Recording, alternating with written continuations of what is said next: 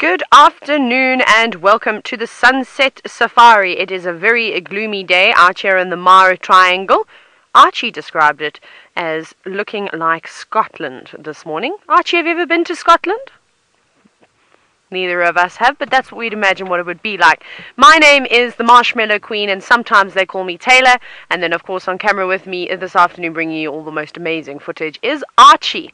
And this is a live and interactive safari. So if you have any questions for us, I'd love to hear from you. All you have to do is hashtag safari on Twitter, the end of your question. And you can also talk to us via the YouTube chat. We're going to keep driving because we're very far away. If I can get the car started. This might be a great...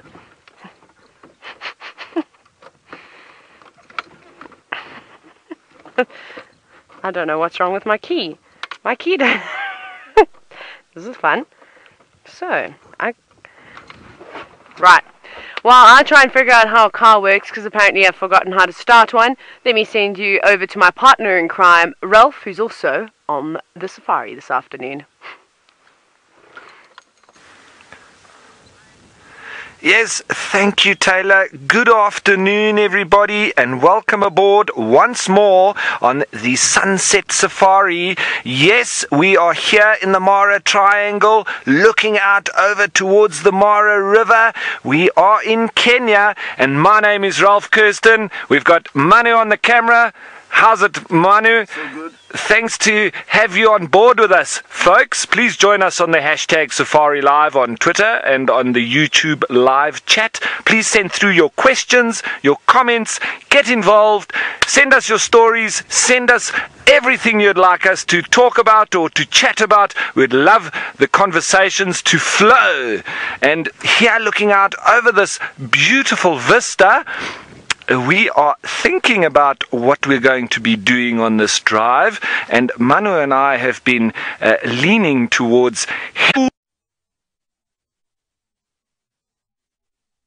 I think it hit 60 degrees Fahrenheit. There's snowstorms going on, and everybody's battening down the hatches and staying warm inside. So please be careful, but keep watching and send through your comments and your questions. We're going to head out now, see what we can find, but this is the start of the show, and you are 100% live here with us on Safari.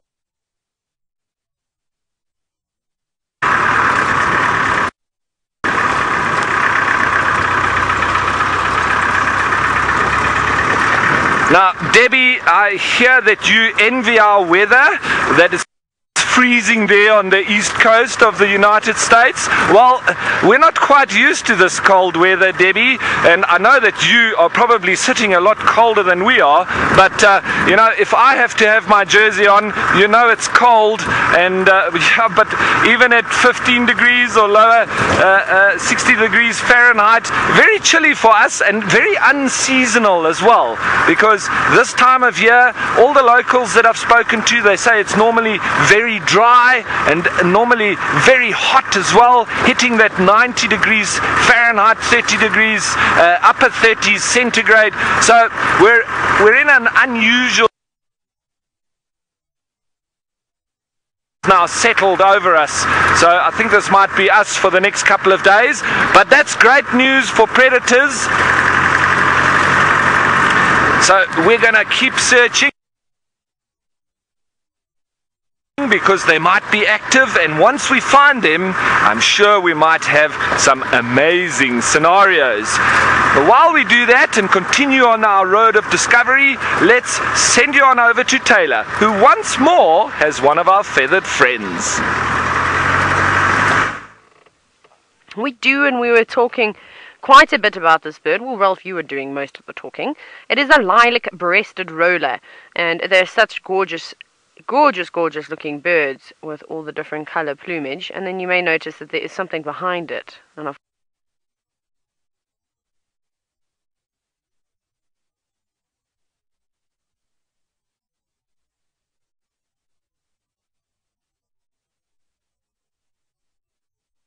course that animal needs no introduction. And I love it when we see two different species They all work together, even though it may not seem obvious, especially if it's your first time on safari. Sometimes these relationships, these symbiotic relationships between the various animals out here, not just in Africa and all over the world, you have to look a little bit deeper. So there was a couple of lilac-breasted rollo around here, in fact, and seems to be a hot spot with the giraffe this afternoon. Although I don't know how many insects will be active in this weather, I actually have only seen a handful of flies today. Or perhaps it's because I'm wearing long pants and they can't tickle my legs. That's also a possibility. But the oxpeckers are there too, so there we go, another bird species joining this party. However, we all know, though, that the oxpeckers are not going to be feeding on the same things as that lilac-breast specialist feeders, not minding getting down to the nitty-gritty and, well, feeding around the parts that might not be most favourable to you and I. Look at all that hair on that giraffe's tail. That's crazy. I didn't quite realise. Do all giraffes have that? It's almost like a little mane going down the dock of its tail. I didn't think I ever noticed that before. Maybe it's special to that one. Now, Scarlett, you're wondering, how intelligent are giraffes? Well, I've never seen one solving a maths problem before, so not as intelligent as you and I. But then again, they don't need to solve maths problems. Of course, all different animals are constantly solving all sorts of problems every single day, well, to suit them. So, to put them on the intelligence level scale, if there is one, they're not anywhere near as intelligent as a hyena, a honey badger, a dwarf mongoose, or an elephant. But I think they're a little bit more intelligent than a wildebeest. So somewhere in between. I just like their complex system of communicating through body language. I think that's quite spectacular. Obviously, all animals use body language to communicate, but giraffes rely heavily on it in comparison to a lot of other animals. There's another giraffe coming over to say hello, to join the party, chase the oxpeckers away. But now what we do need to do is, as soon as that giraffe on the right turns around, I'm going to have a look at its tail, because I can't ever remember seeing that extra sort of, it's like the mane hair and the end of the tail, that type of hair. It's a different hair to the coat that's growing quite far up on the dock of the tail, which is unusual. Or maybe I've just missed this my entire life and I'm about to realize something new about giraffe. Let me know. Maybe I just wasn't being very observant. Now, normally behind those trees that are behind the giraffe would be the Olololo escarpment. But you can't see it today. It's all white. And I believe a lot of you on the East Coast in the States are experiencing a horrible snowstorm. I'm very sorry if it's caused much inconvenience. Hopefully everybody is okay and nice and warm. However, I've never seen snow, so I would love to be trapped in a snowstorm. And that would be really amazing. Or even see snow on top of a giraffe's head. Now, I'm not sure what's going on with the weather at the moment. I was speaking to a few of the Angama guides, and they all say it's very unusual. Especially to have rain in the morning like we did, and also to have these low-lying clouds around, because that's kind of what it is. It's just this massive cloud, a little bit of fog, but it's bizarre. It's interesting. That doesn't seem to bother the giraffe too much. It's actually quite pleasant. It's a little bit windy now, but it's warm. Warmish. Now, James, you're wondering if the giraffe ever do any kind of allo grooming. To their youngsters, I often see females grooming their youngsters, and you kind of see them. But it's not allo grooming in the sense that we see zebra or we see impala or we see lions and leopards grooming one another. It's not so intense. I think it's quite basic. Remember, with giraffe social structure, we call it temporary association, so there's no permanent bonding. And even the bonding between a mother and calf doesn't last for very long. It's only a little while. So other than a giraffe showing affection to their calf, I think those types of interactions would be very limited. Remember, they can be in a herd today, and tomorrow they could go and join someone else. And kind of just like that lilac-breasted rollo. He's done with the giraffe. We have a mission on this road. It was, of course, to stop and say hello to giraffe. However, I'm searching for the jackal pups. And I'm hoping on a day like today, like I said, there's a little bit of wind. It's not too cold, but I say that, but I have got my big green jacket on. So yeah, so that's going to be the plan. However, I do see that Ralph has stolen my road. So he might find the jackal pups before me. I might kick him out of that though, because I've got a poem to read to the jackals. Let's jump on just a little bit down the road. Tell Rolf to keep his eyes open if he sees those jackal pups to let me know. But hopefully he'll find some tawny cats up ahead.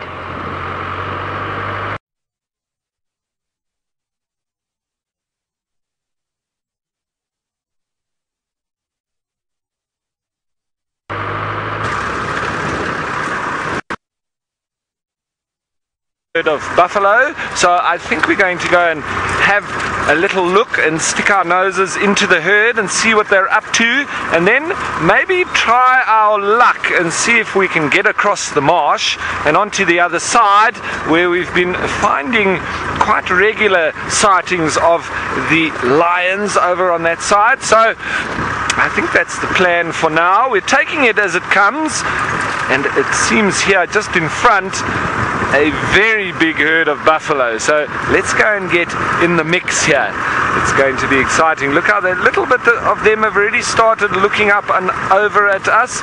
Now it's always wonderful to see. I'm going to stop here just from a distance, and we will go in a little bit closer.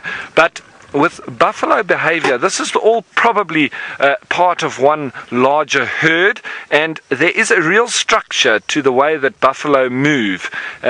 They generally are flanked by the big bulls and even some of the younger ones as well, slightly younger, not youngsters, and on the inner areas is normally the females with the very small babies.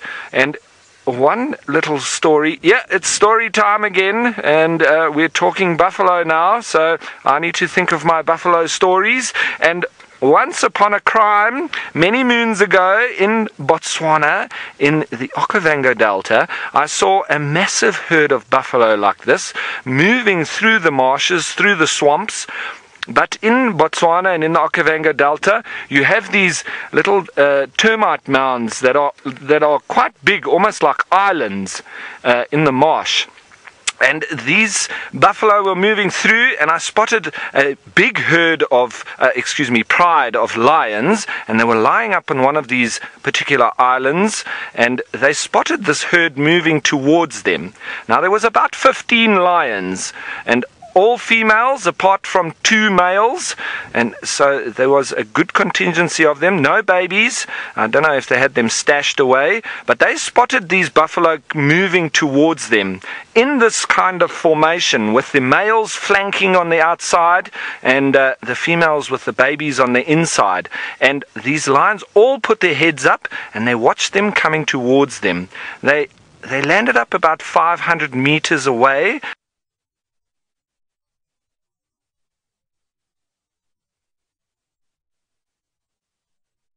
Got up and immediately started walking towards the buffalo.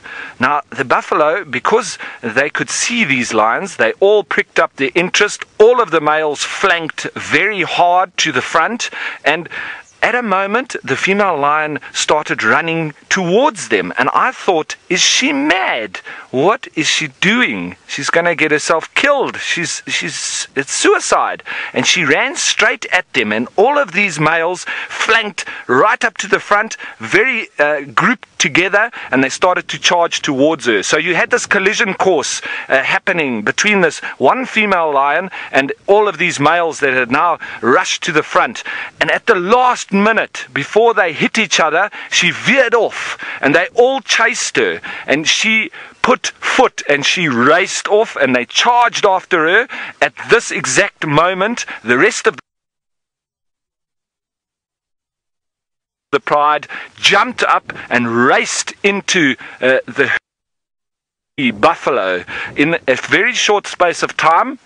And by this stage, the bulls had realized what had actually happened and spun around and returned to chase these lions off, killing their young ones. But by this stage, the damage was already done, and the rest of the pride bailed. They ran back and they gained higher ground, and all of the bulls were then around the babies and the calves, which were now dead. They spent a lot of time there. It was about 3 hours eventually that they were very confused around the babies and the youngsters that were now dead. And the lions, they went back to sleep, watching youngsters, and the lions then waltzed in and started to feed. So it's all about tactics with lions, and they do understand the intricacies of a buffalo herd, and it's very interesting. So I think let's go and get involved in the middle with them and see if we can spot how that flanking nature of them actually is taking place.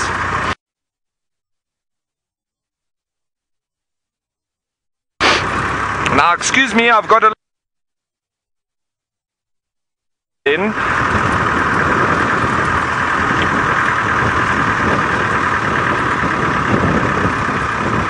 Now, Paul, you're wondering if this is fine weather for predators. Paul, it's fantastic weather for predators. They can be active now all day. And that's what I think might have actually happened. Now, I don't want to scare these buffalo. A little bit moving off, so they're a little bit cautious. But we can have a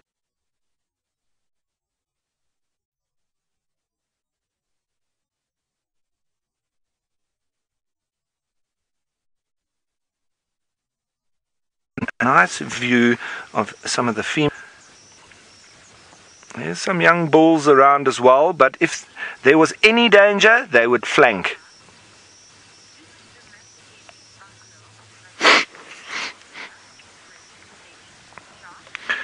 Now, First Lady Shah, you're wondering if we domesticate these buffalo like it may be done in India.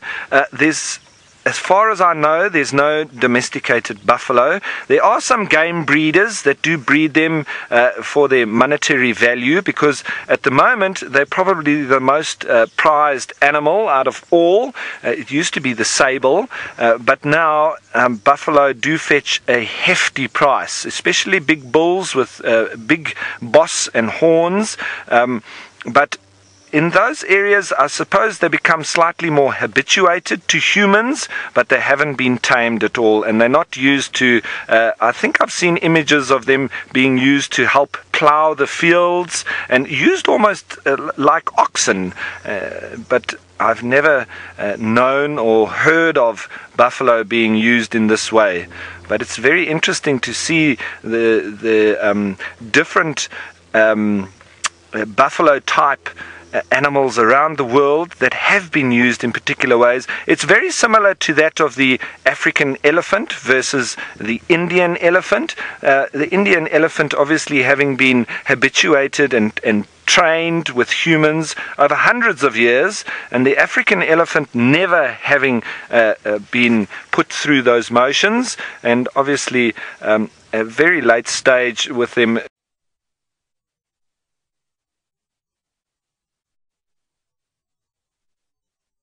attempting to do this with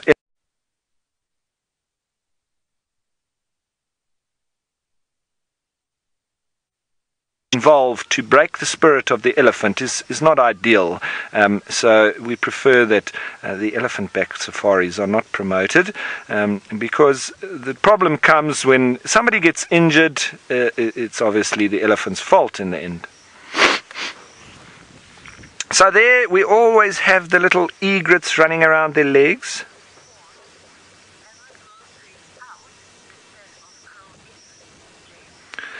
James, you're wondering if buffalo horns will ever grow straight out instead of curling in. Well, James, there's always the odd animal that has weirdly shaped horns, so I wouldn't say it's impossible, but I've never really seen truly straight buffalo horns, except when they're very young, like that. That's how they start out, and then obviously they curl in. And when they're young like that, that looks very much like cattle or cow horns. Very interesting. But no, I've never seen them totally straight.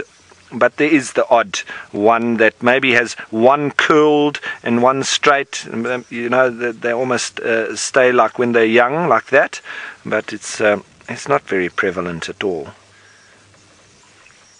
It's wonderful to be right in the mix of this herd.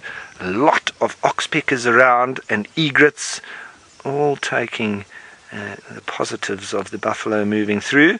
And you can also see a lot of the tracks. I mean, it's just so many tracks. They just flatten everything, and then we know that the lions are probably also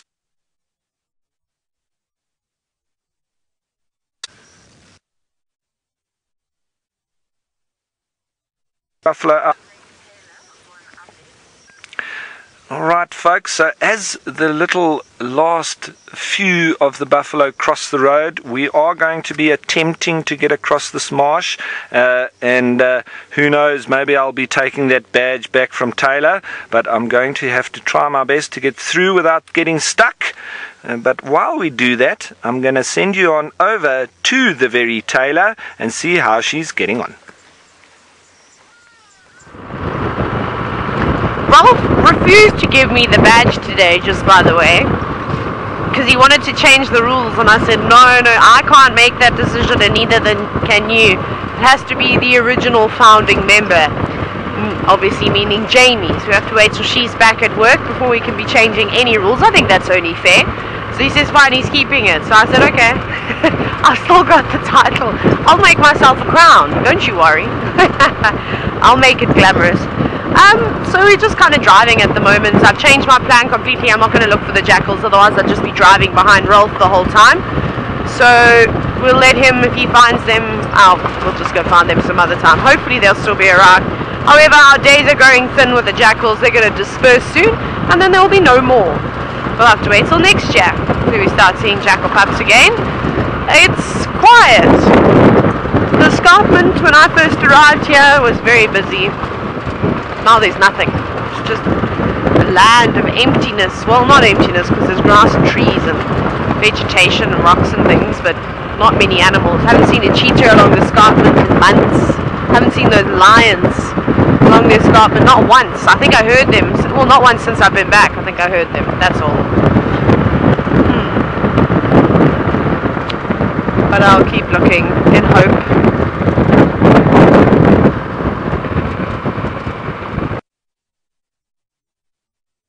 Camp, and if there's anything particularly scary that pops through.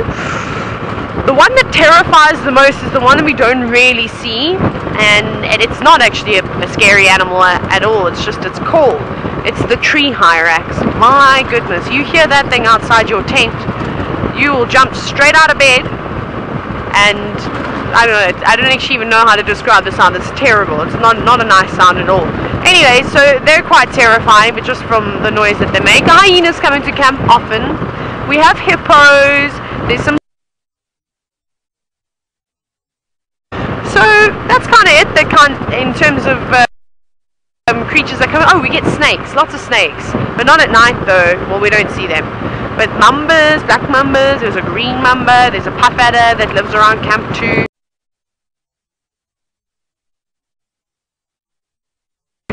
I've seen one or two other small snakes quickly zip along the pathways that I haven't. And then, you know what I did see today, which I actually had to stop and examine because I did get a little bit nervous. I had to figure out what their route was. As long as it's not to my tent, I don't care. The siafu ants are back. Now I'm worried that I've said this. That I've laughed and said that I don't mind if they go into someone else's tent. They might come back to bite me, literally. And when they raid your tent, what a nightmare. They bite, they control the mess tent, dragging their mattresses with them. Yeah, you gotta wait for them to leave. Nothing seems to stop those ants. But that's all really. Lots of insects and spiders. But nothing that I find scary. But then you're also asking a guide, so let's ask Archie. Archie, are you scared of anything that comes in camp? But Archie's also really tall. How tall are you again? 6'4", land of giants. But you're not scared of anything. Are you scared of hyenas? Aren't you scared of the hyenas? I wouldn't worry. As long as Martin's around, who's one of our technical geniuses, that's fine.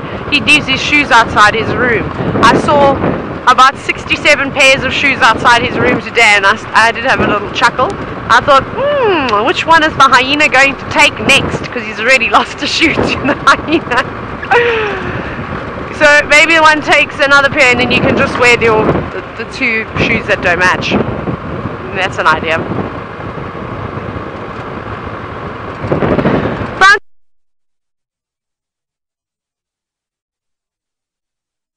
Francis, you wonder if I've ever come across a cobra? Too many cobras. Now I am looking for or an elephant, just grass. So yeah, I've seen many cobras. I haven't seen a cobra since I've been up here, however. In the Sabi sand, in the southern section, and I've seen a few up at the Wendy house in Djuma. I've actually had a cobra strike up at me, or not strike, but just go on a bushwalk. That was interesting.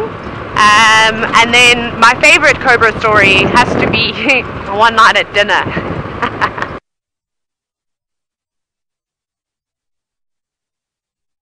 Enclosed, and it's normally constructed with wood, a wood barrier, but the one at Earth Lodge is really beautiful. They've used like bits of driftwood, and it's quite high, and then they hang lanterns, but it's so rustic and so beautiful at the same time.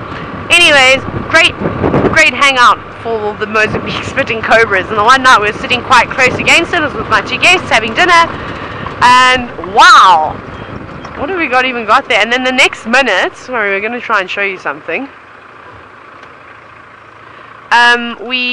I heard this rustling of leaves, which was quite interesting. More. Archie says I need to go up more. Okay, no, Archie, sorry everybody, you're going to see what I'm going to show you now. I just have to try and get the car to work. You can just see it. So I heard this rustling, interesting sound, and then I took my torch out and I shone it on the back of all these logs. And well, it was quite interesting. There was this Mozambique spitting cobra. So I'm trying to see what we've got flying here. We've got storks. What are we? Abdomen?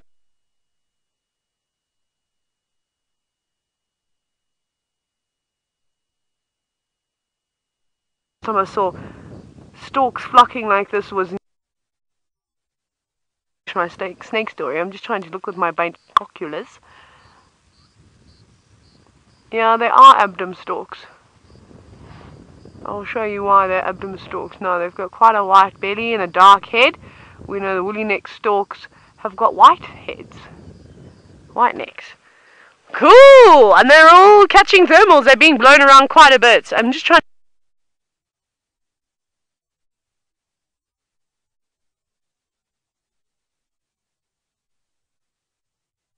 to just stay like this. Here's my bird book. No, we can use the mobile device. Yes, that's what we can do. You think on the road? Archie thinks we may. Okay, then while I'll do this, then we can try and get another view. Whee!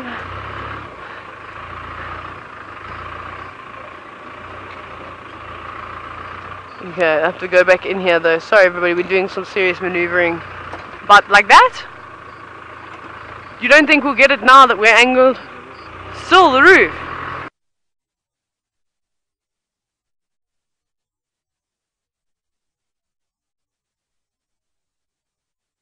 Okay, there we go.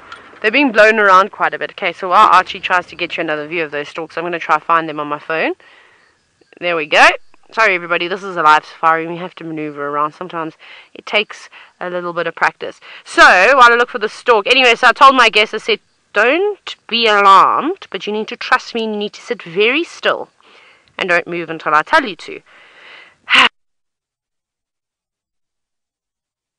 Black stalks. I can't see if they've got red legs and a red beak. It's very difficult. But we have been seeing a lot of abdomen stalks in the marsh. So I'm going to go ahead, unless any of you can take a screenshot, but my eyes are not good enough to see what color the beak and the legs are, because it's so hard to tell the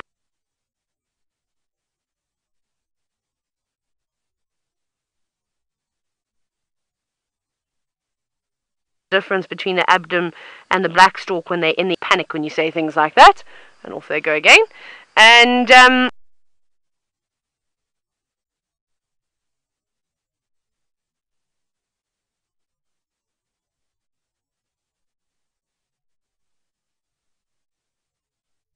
passed very casually. It didn't really mind at all.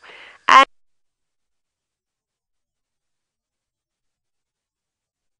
but yeah, it was quite cool. So that was quite a nice sighting. That is an amazing thing to see. Normally we see vultures catching thermals and heading up. That's beautiful. But you'll see, look how the wind every now and then it sort of stirs the flock up quite a bit. That is so high now. I would have loved to have seen them take off and go up like this. Now, Debbie, you're wondering if there's a reason that they're flying in that formation. What they're doing at the moment is they're catching a thermal. So you can imagine when you are flying and you're flapping your wings a lot, you're using a lot of energy. However, if you can catch some of the winds that are going up very high, it helps you a little bit. And it is a lot easier. They'll just ride the winds, I suppose, and off they go. And eventually they'll find another place where they'll go and feed. These birds are quite gregarious. You often find large groupings of storks, kind of like what you see with the egrets, except the egrets don't catch thermals and go up that high. But let me show you on my phone very quickly why you can get confused between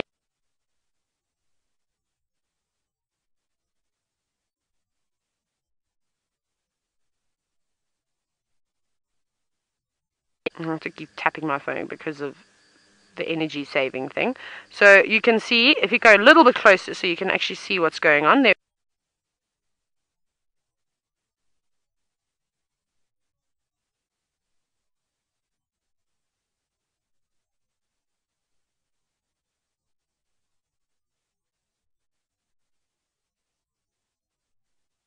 In much detail, it's quite difficult. So yeah, I think it is the abdomen. So they're very cool. So they're the two birds that two species of birds that it could potentially be.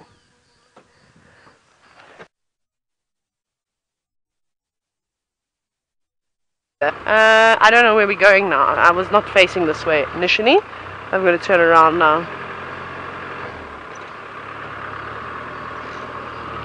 Right, while I now try and turn the Titanic, Ralph has won today's safari. He's managed to find some lions. Let's go and find out who they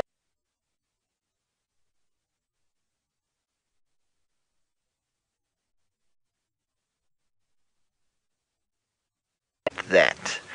We've come through the swamp without getting stuck. We had to put foot and we came through, and look who was waiting for us. It seems like this is part of the marsh breakaway, or whether or not they've come back together again, because there's 4 females here, and so we'll just wait and see. But you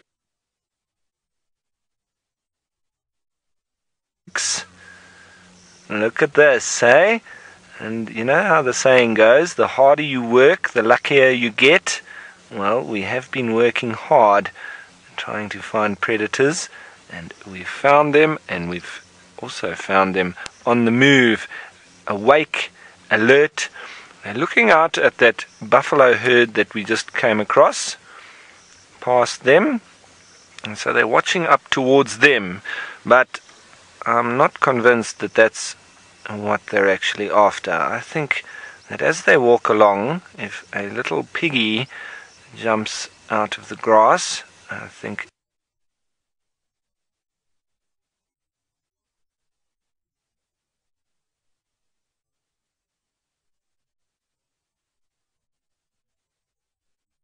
off-road in these areas, and we'll probably get stuck anyway. So at least we know the road that we've come in on, we can get back out on, as long as I keep a little bit of momentum. But they're now going to be walking up to the very wet area. Kaylin, thanks for your comment. Elephants and lions in the same place. Well, the elephants are a little bit further back than these lions, but yes, absolutely, they are in the same area. But if they were quite close to these lions, I'm sure that they would have chased them off already. It's always lovely to see the interaction between elephants and lions. It normally results in lions trying to get rid of them. They're not exactly friends. Now that female looks like she's lactating, so she's got little cubbies stashed somewhere, very full mammary glands. Beautiful, walking through the grass on her way towards that buffalo herd. It's going to be interesting to see, folks. So we're going to stay very tight and close to these lions. It's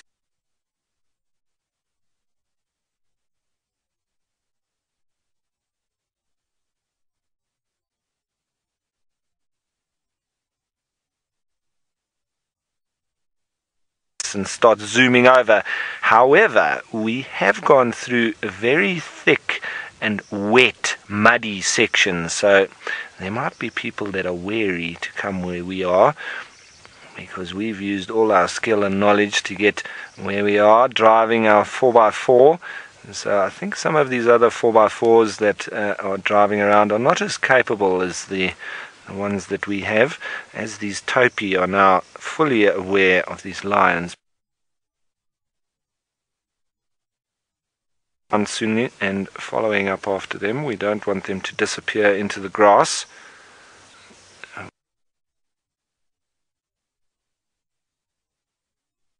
Once they get into the thick grass, they are difficult. Okay, it's not long before they get to the road, so I am going to be starting up now, folks.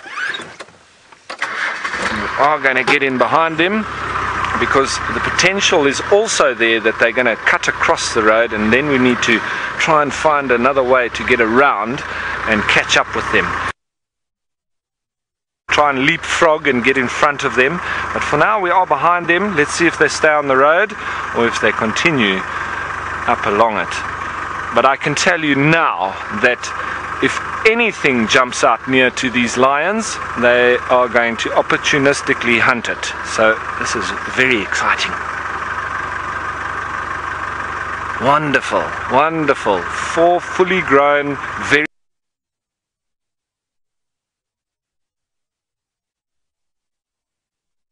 strong females.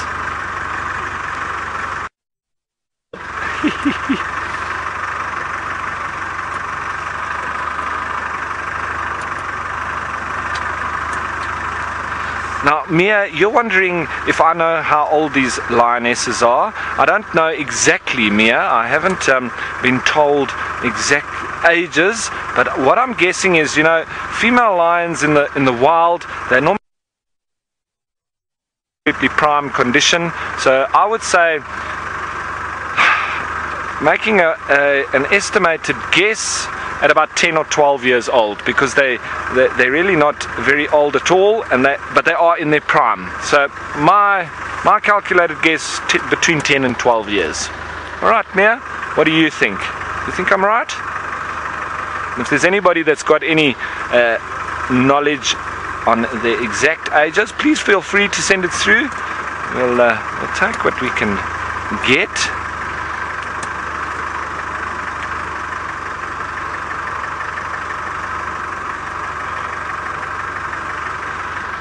Asina, who's a new viewer, thank you for your comment. Please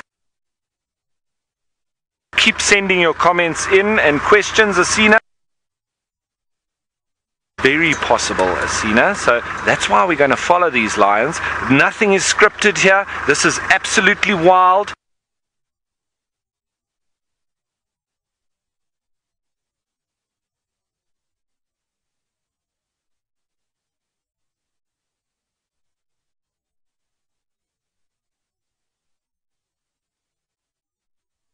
Normally constitute probably a warthog. If a warthog now jumps out, or is near to them in the long grass here, they'll probably chase it and try and kill it, and anything else small as well. If there's some small antelope around and anything that hasn't spotted them as they walk through. And Manu, just on the side here, we've got something also not terribly usual with this lovely weather that we're having, nice and cool, very almost cold in my books. We've got a hippo that's out of the water and grazing in the swamp, and it is now just having a look over towards the lions as we follow up behind them. The one is now just broken off from the group. I wouldn't be surprised if she just goes and does a little bit of a mark.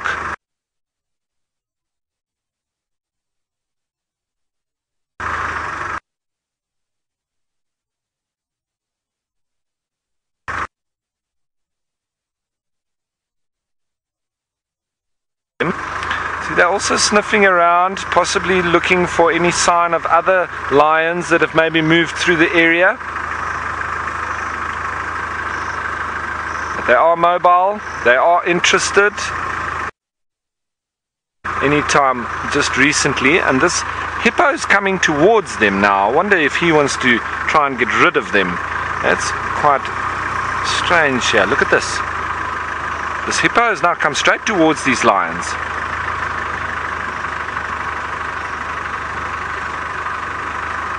This is going to be interesting, folks. Look at this hippo.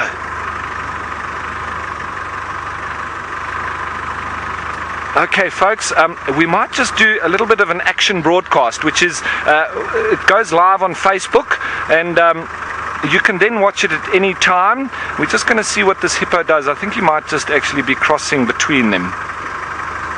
So that's what an action broadcast is. If I tell you at any time in the future that we're going to an action broadcast, it's just a live clip of something that very interesting that's happened in the bush while we've been doing these live segments, and it's something that we have a bit of a storyline to, with a nice little start and end, and then people can go and look at that at any time online, and you can show your friends, etc. It was very interesting that hippo came right between them, hey? But didn't bother them at all, just kept a little bit frustrated that they were around. Okay, I'm going to stop here because they are looking out into the marsh.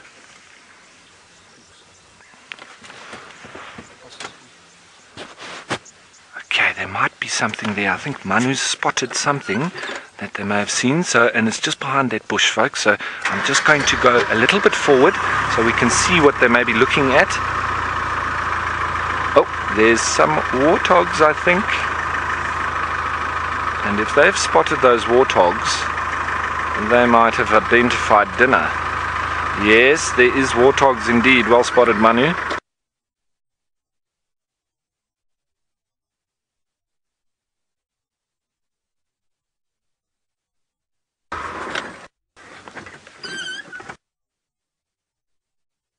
Spotted them. It's a little bit away. And those warthog haven't noticed the killer lions walking on the road yet, so they're oblivious, and we could have a very exciting scene unfolding here. These lions are now focused on those pigs.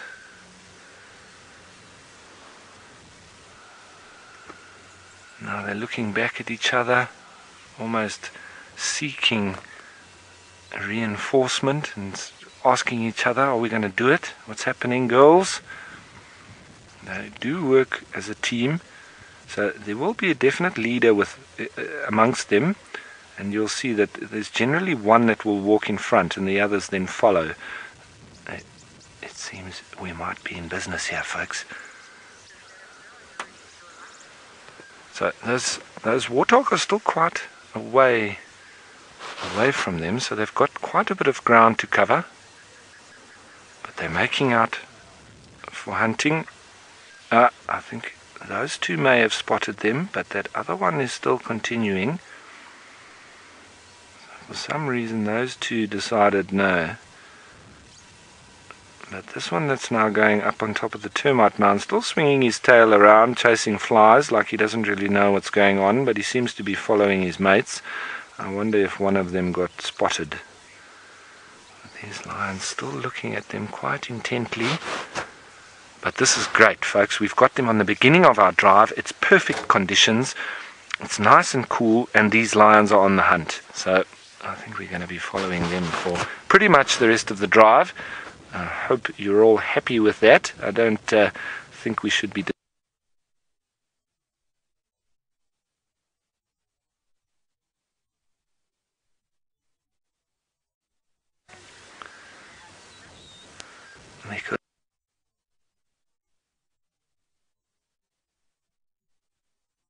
We turn off and we quiet like this.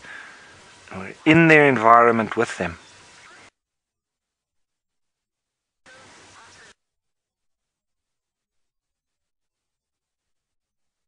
Be in any danger. Well, I'm not quite sure that these lions are really prepared to take on buffalo. They don't seem of that.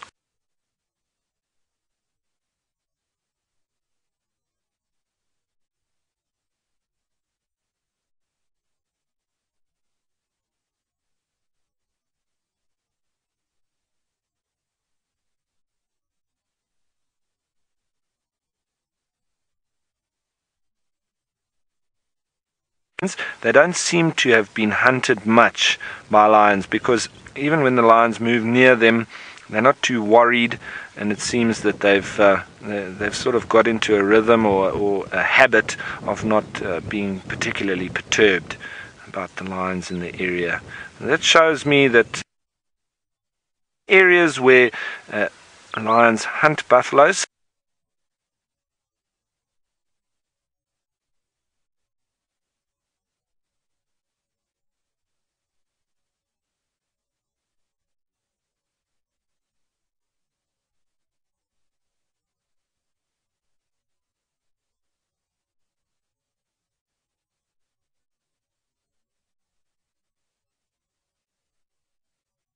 don't even bat an eyelid. Exciting, folks, because like I was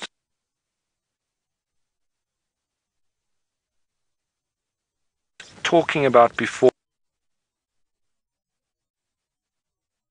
one can go off and almost try and press animals towards the others, as I was speaking about those buffalo. And now danger, but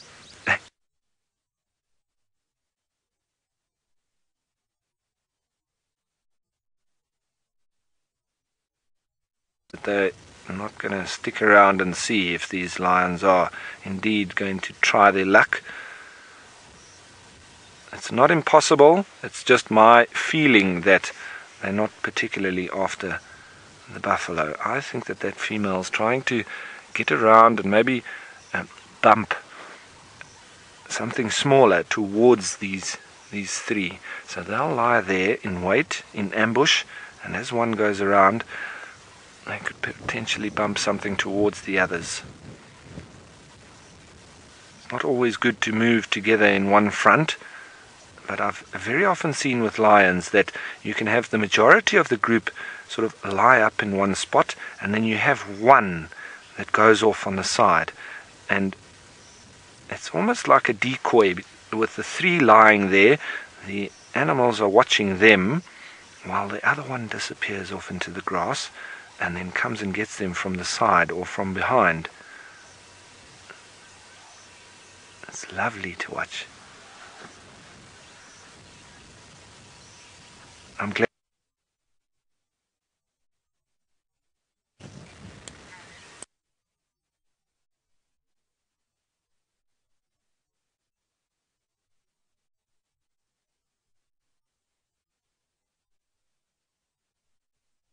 Lions, have I seen any of them, or are they around? Well, Alan, for me, what I've mostly known is black-maned lions, very prevalent in the Kalahari area of southern Africa, but I have seen a couple of wonderfully black-maned lions, and in particular 2 of the Chitwa or Tembo coalition. There's 3 males in there, one with a light mane and 2 of them with a half dark mane. It's half black and half sort of a little bit lighter, but not that same very dark black of the Kalahari male lions.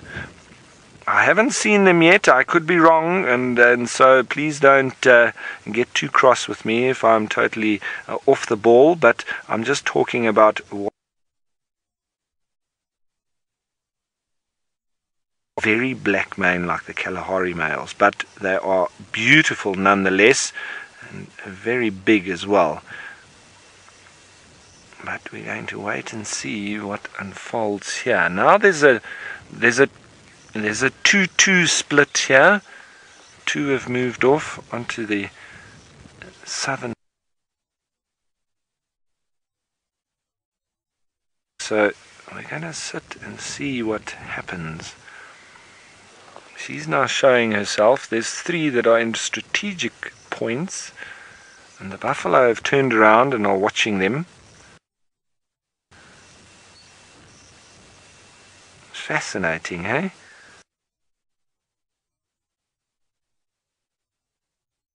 Quite hazy, still that kind of low cloud that we've been experiencing.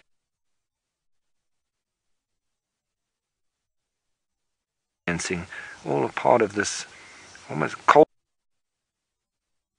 chilly, but great for cats and predators to be on the move, and exactly what we thought we might find. So I'm very happy. I know Manu's stoked. This is what we came here for. Now, once again,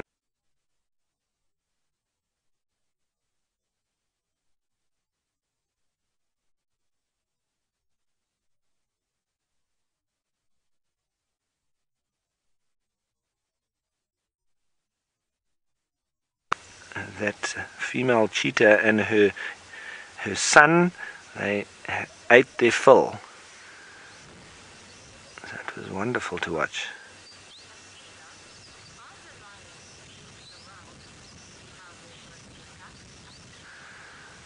Asina, you're wondering if the lions are moving around just to see how they're going to attack. Well, yes, Asina, they can be moving around trying to isolate one animal, and I know that I've said that I don't believe they're after these buffalo. It's all possible, but I'm still not convinced. I'm still thinking that they are trying to get something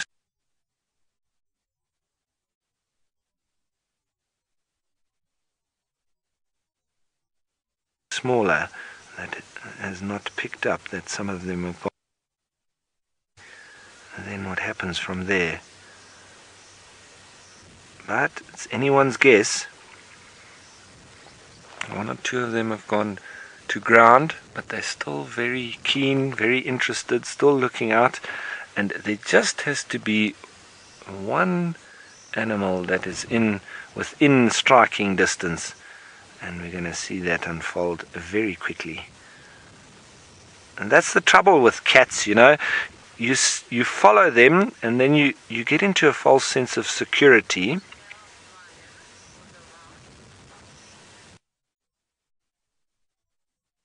If there's a male lion around, if they would go for the buffalo, well, it's very possible, because the male lions, once they're involved, they bring the power to the show. So the females are very much faster than the males. They're also much more stealthy, so they can get down low and in the grass and sneak up on prey. But when you've got big prey like buffalo, it's great to have one of the males on board, because the females can very often be struggling to bring it down, and that male runs in almost double the weight of the females, and he lends a lot of weight and power to the show. But it's almost better to let the females go in and actually get hold of the prey to start with, and then the male comes in and makes the kill. I've seen one male lion on his own take down over 2,200-pound giraffe, all on his own. It was absolutely incredible. He ran and jumped up its rump and got onto the neck. The giraffe trip was one of those out-of-this-world experiences. And maybe we might see something like that here.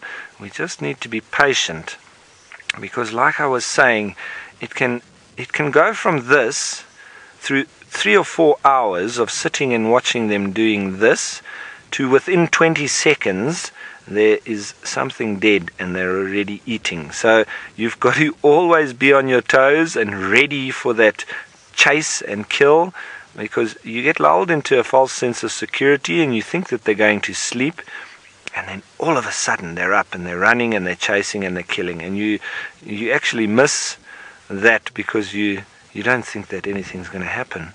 So you've got to stay on your toes the whole time. Just like those buffalo are, they're not quite happy that these lions are around, but they have rallied together, and I think it would be silly for these lions to take the buffalo on.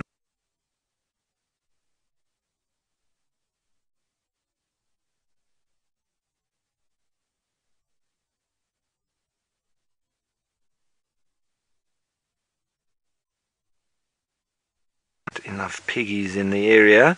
They could always go and look through another area. Look at that lovely tactile greeting, rubbing up against each other, re-establishing their bonds, which is very important, especially for a hunting team. They need to know each other inside out, what the other one's going to do next. And that's how great teams work, isn't it?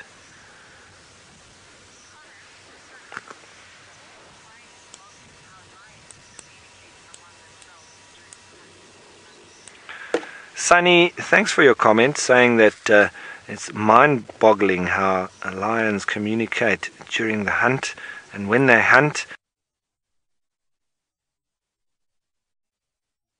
I really heard them vocally communicate when they're going through, and obviously that would also give away their position. So it's all body language and intuitive, because they know what the other one's going to do, especially when one of the lions,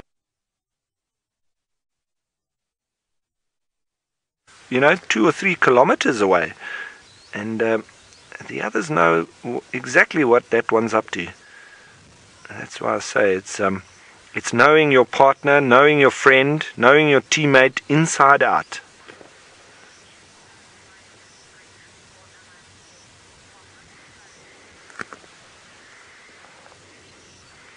Now, Nadine, you're wondering if this female lioness is pregnant or if she's fed on something because her stomach is protruding. Well, if you see there, you see how it's wobbling. Nadine, that is full of milk. Because if Manu can, she's looking to go and play with her friend. She's got little cubs. So that's milk in her mammary glands. So it's not that she's fat. You can also see the nipples quite swollen there where the little cubs have been suckling. And it's not past adults to have a little bit of fun time as well. And they're all enjoying lots of tactile communication. So no, she hasn't fed or she isn't pregnant. It's down to her having already given birth and she's suckling little cubs.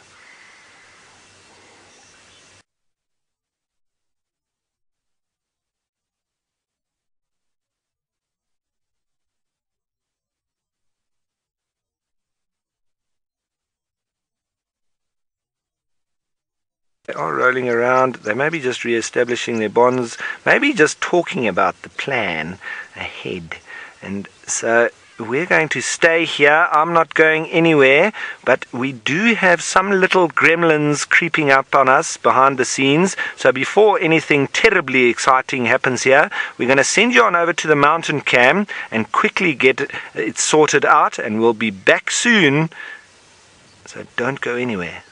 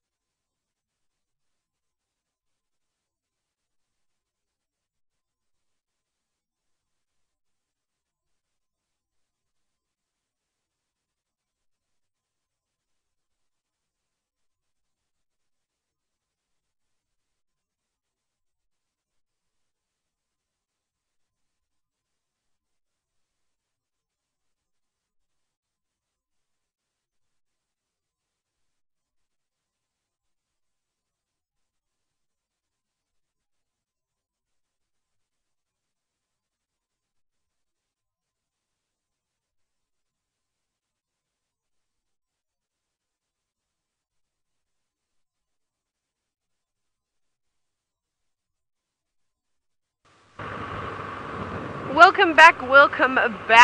Sorry about that, everybody. Just every now and then we need to do a quick reboot in order to improve the quality of the stream. And hopefully that has done exactly what we hope it's done. Now, the sun has come out. Everything's starting to look a little bit brighter.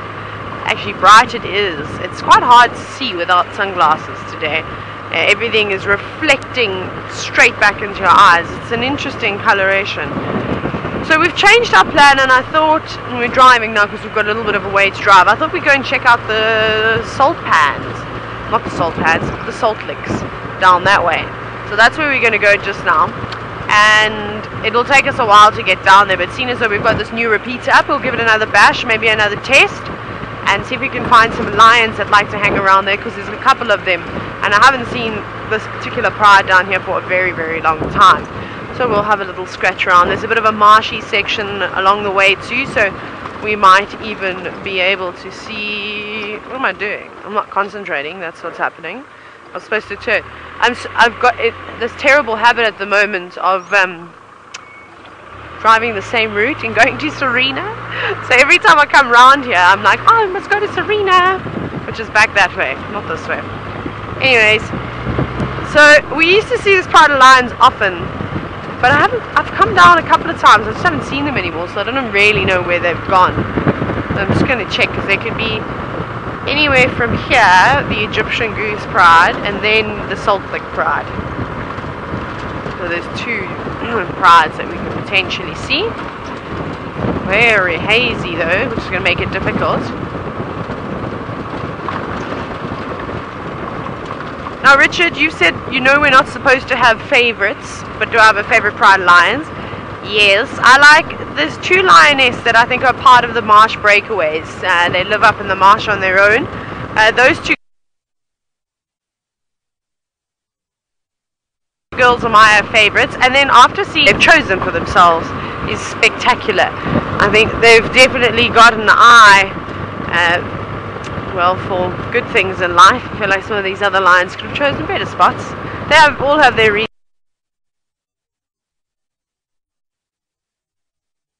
though. So I quite like the Black Rock Pride as well.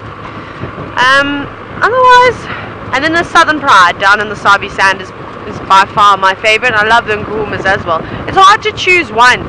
I mean, we get to spend so much time with them all the time. And there's obviously, I have my all-time favorite lion is that little Angama cub that had the floppy ear that's now grown out of her floppiness. She's still really nice. It's just especially we're not seeing the Ngumas as often as we'd like. We're going to keep going. We'll have a very quick look at these giraffe, but we're not going to stay for too long, just because we've got some distance to cover before we can get to the salt licks. So there's some more giraffe for you all to have a quick look at. There don't seem to be any sort of shortage at the moment. There are a lot around. Scarlett, you're wondering if I've ever seen a giraffe give birth? Yep, that was one of the first things I saw when I was doing my guide training, was in fact a giraffe giving birth on Amakhala Game Reserve in the Eastern Cape of South Africa, which was pretty cool. So that was quite nice to see. It was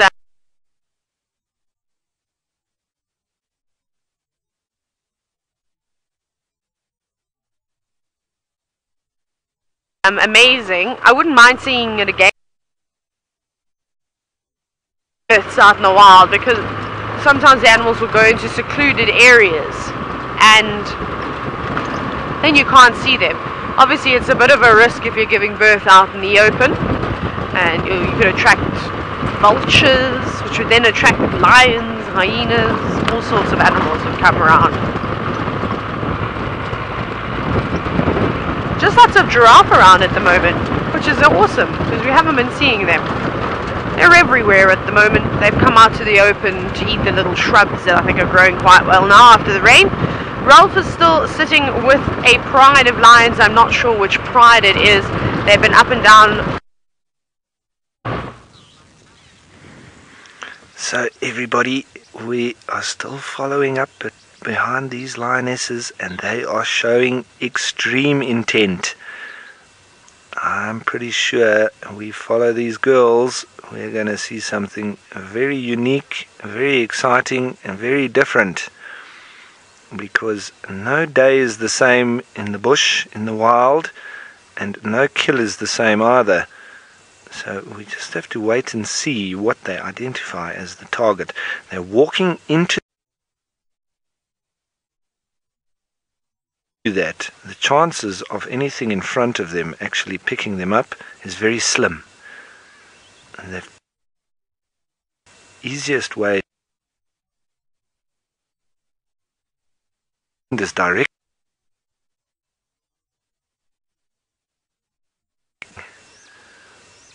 they're plotting, they're looking, they're just trying to establish a target. Once they find something, they're all looking in all different directions. A lot of tail flicking. It's almost like that agitation. They are seriously in hunting mode.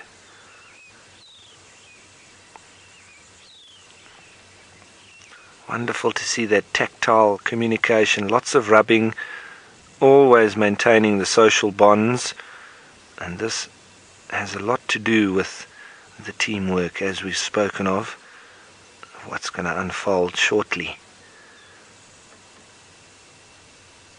One of them stopped and had a little drink, I'm sure just readying itself for the run and the exertion coming up.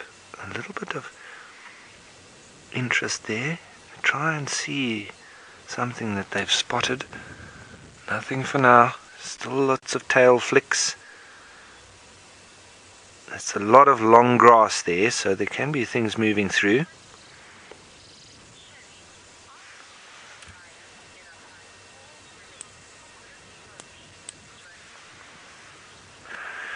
Now Shelley, you're wondering if all females in a pride are related, or if they could leave to join another pride. They normally are relatives, but you do get breakaways, and you do get them forming their own all related females, and you'll generally find them of similar age as well. Folks, I'm just going to move forward here again, because these lions now are moving through the long grass. We don't want to lose them. But yes, Shelley, they most likely are related, and that's part and parcel of why the young males get scooted out of the pride, because otherwise you would have sons mating with their mothers, and so the natural course of things is big males chasing the young males away, and in so doing they keep from incest occurring. But it's not past animals for that to happen, but the only problem is, 2 or 3 generations down the line, and you will start to have defects in the genetic line. Now, it's also quite interesting that any private game reserves and people that move wildlife around between their reserves, there is a big database of lions and their genetic lines, and so if you want to get lions on your game reserve, you do need to find out all the genetic lines in the region, and then you are forming part of that database. So you'll get some females, and you'll get a male that is not related, and then if you want to sort of trade, maybe you've got too many males and you want to trade for some other females, then you go onto the database and you speak to the conservation authorities, and they will then suggest which lions that you need to try and get to keep your genetic line very strong, and it's not allowed to just let them inbreed. Now, we're going to have to anticipate here and try and get ahead of these lions, because they're disappearing off into the grass, so there might be a little bit of a race on here. I'm going to be trying to leapfrog and get ahead of them, okay, so that we get them coming towards us, and I think we might be able to hit a road up in front, and then we'll be able to catch up with them. You can see them now quite clearly in the plain there. So I'm going to just ask Manu to keep his eye on them from the back there. He's nice and high. I'm going to just try and scoot around. Moving through very thick grass. So we need to try and find a road in front that then comes back towards them, or at least gives us a line that they're coming towards us. There might be some big bumps at some stage, folks. It is quite muddy, there's lots of holes, and the warthogs also lie in these muddy pools and make them much bigger. So sometimes it sneaks up on me and I fall into a big hole and everything is going to bounce. So just so that you are aware, we are going to have a look here in front, but we're trying not to lose sight of these lions.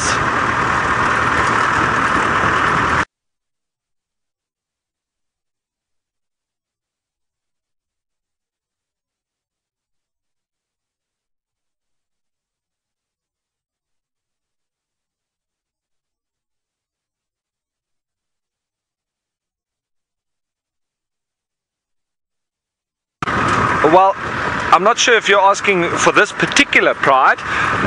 For this particular pride, I think it's the sort of greater marsh pride, and I think that they're between 12 and 15, but they do include quite a few cubs as well. So the adults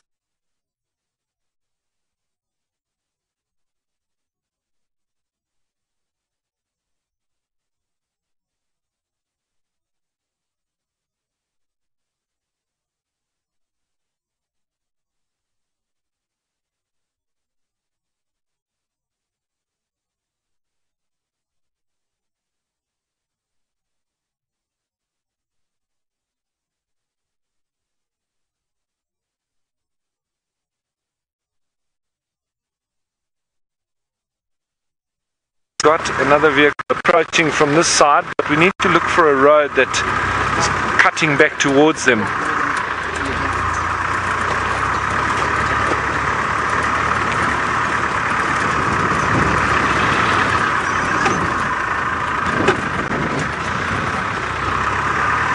Mr. T, you're asking if I've ever seen Asian lions. To be honest, Mr. T, I don't think I have. I might have seen them on TV, but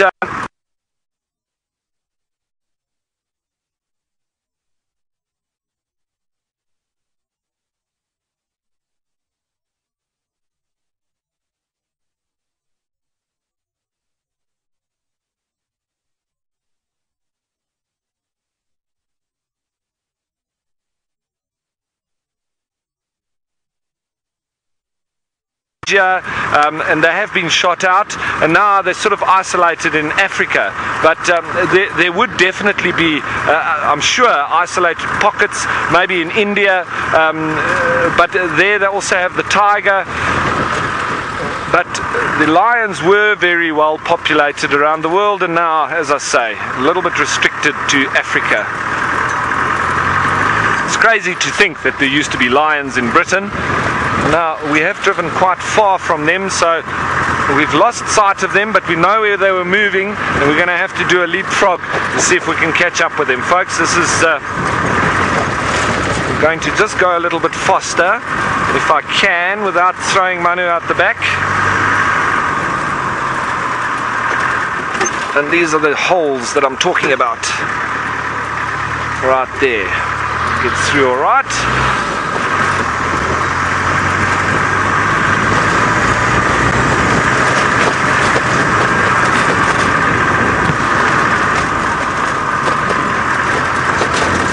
So it might be quite a long drive now actually to get around.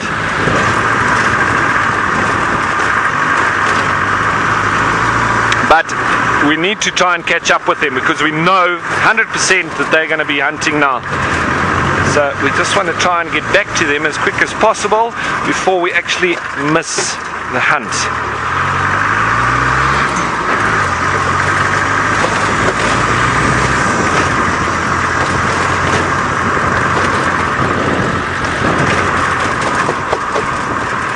Can be quite difficult at times because I've got a lot of things that I need to be looking at, and at the same time try and worry about the road, so there's lots of skills all being used at the same time.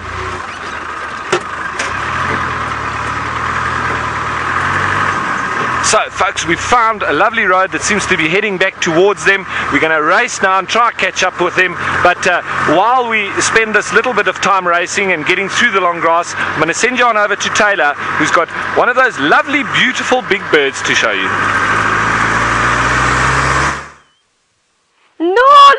what? We've got crowned crane chicks. How cool is this? I've never seen a grey crown shrike. Oh my goodness, it's going to be a disaster today. Let me start this over again. Look, everybody, we've got grey crowns with the. Oh, I can't do it today. I don't know why I cannot speak. I don't know what's wrong with me. I think I'm overjoyed with excitement because I've been trying and dying to see these birds for such a long time that I cannot even tell you what this bird is called anymore, so I'm going to give up because you all know what it is. But there were 3, I think I counted. There might be another one just moving through the grass. Oh, that's so cool. Look how sweet they are. Now, there is a nest that I've been having a look at, but the female keeps sitting on it, so I don't even know how many eggs she's got, and that's on the main river road near hippo pools. However, these guys have obviously hatched, or clearly they've hatched, and there's just the 3 of them, which I suppose is pretty good going, because, well, from what all the books say and from what I've read, they normally lay a maximum of about 4 eggs. So 3 out of 4, if they'd had 4, is pretty good, and that's really amazing to see. Whether or not all of these chicks will make it to adulthood, I'm not so sure. But pretty self-sufficient, though. Already moving around. They're quite big. I'm just looking at them. They're like the size of little, not quite, yeah, like little ostriches. Maybe a little bit smaller. They're not small. I also don't know how old these guys are, because I've never seen them before. So I wouldn't be able to tell you. And that's why I'm hoping to find those ones again on hippo pools and see them when they've hatched, because that will give us a good indication. They should be ready to hatch though soon. I mean, I can't imagine the incubation is any more than a month. That's the normal, well, that's about the average for most birds. But I love the way also that the adults are just showing them how to feed and what to eat, so they're stomping their feet more than they normally do and chasing all the insects out. And I think when they find an insect, they put their beaks down to the ground and show them where they need to be pecking, where they need to be eating. Oh wow, that's amazing. I'm trying to hear if I can hear the feet stomping on the ground, but unfortunately I cannot. Stomp, stomp, stomp, stomp. That's really cool. And that's the amazing thing about coming up to the Mara, is that for all of us who haven't guided up here, we're going to see many, many firsts. Obviously, there's different animals all over Africa, and you do get crowned cranes in many different places. However, this is the first time that I've seen them was up here. So this is very cool.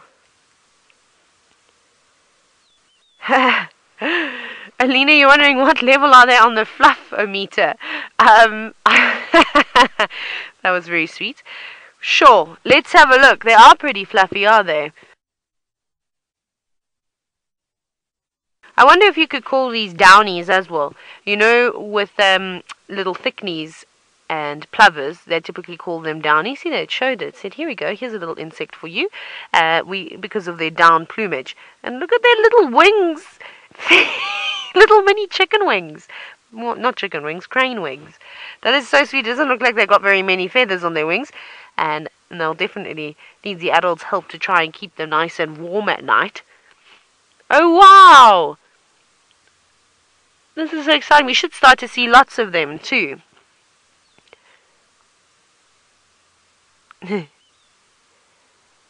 Now, oh hi Bacon, you said for babies they have big feet. You know who's got the biggest feet for being a little one is the jacanas. If you've ever seen a jacana chick before, my goodness, their heads and the rest of their bodies really don't fit with their giant feet. Remember, they are living in sort of marshy areas as well, so it would probably help to have big feet to be able to move around on this tricky sort of terrain. And the wider display your feet, you're probably not going to sink into the mud, because remember, it's very, very muddy here. So there's a reason behind it, of course. But it's beautiful out here. Look at their home, look at their garden, their playground. And we're getting closer and closer to the salt licks as well. I actually thought that we might change our plan and maybe go through Happy Valley, but if I need to do that, then I'm going to really have to race, because I'll have to come all the way around. It could be tight, but I think we could, no, actually an hour and a half, no, I don't think we'll make it. Okay, we'll just go to the salt licks and then have to go back. We'll do that another day. I did a Sunday bumble in terms of driving speed today to get here. Look at them go, and both parents helping the little ones. I wonder if those little chicks have a favorite. Now, Atul, you're wondering what defense mechanisms would these chicks use if they can't fly? Well, you're quite right, they can't fly. I'm not actually sure. I think they're going to have to rely on the parents here in order to help them. The basic sort of defense is to run and hide.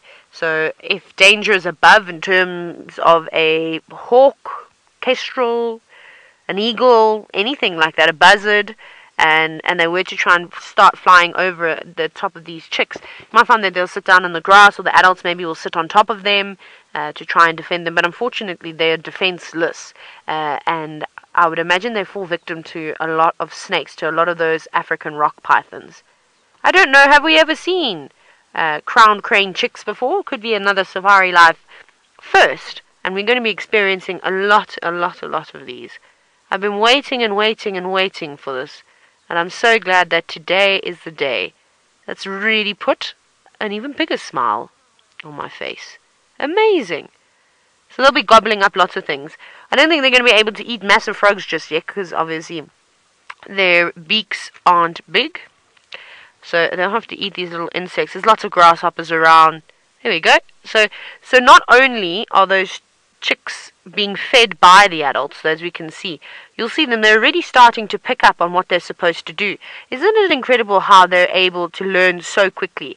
So every now and then you'll see the little one pecking down in the grass as well, probably not getting anything, but it has to learn that idea somewhere or another. And it must be hard work for these adults now, because they're obviously focused on trying to successfully raise these 3 chicks, but they also need to feed themselves, which can be quite tricky. But luckily, with all the rain that we have had, I think that they will have a great chance of being able to feed their chicks as well as being able to feed themselves. Lots and lots of insects around. Wonderful. I love that, but we do have to go. The reason why is because I have got a plan, and I do want to get us to the salt licks to try and find some lions. I missed seeing the lions this morning. But that was a beautiful surprise. Thank you, birds.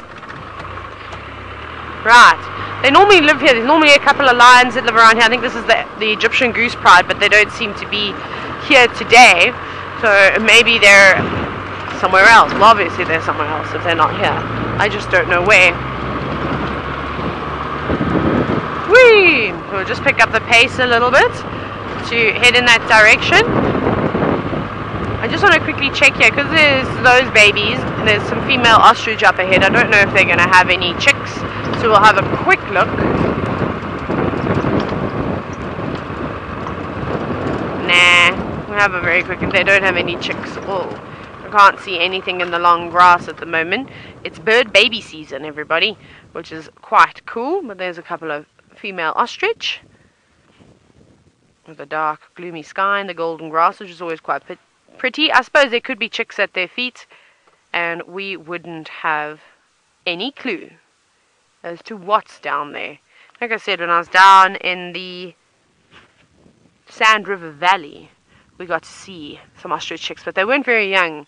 They were older than the ones I showed you when we first went across to the Masai Mara National Reserve. I haven't seen like little ostrich for a long time. I've forgotten how to age them, but I would have imagined they were somewhere between 2 and 3 months old. And then I think the ones that I saw must have only been a couple of weeks old, maybe 4 weeks old or so. They grow very quickly. All these animals grow very quickly. They don't stay young forever, unfortunately.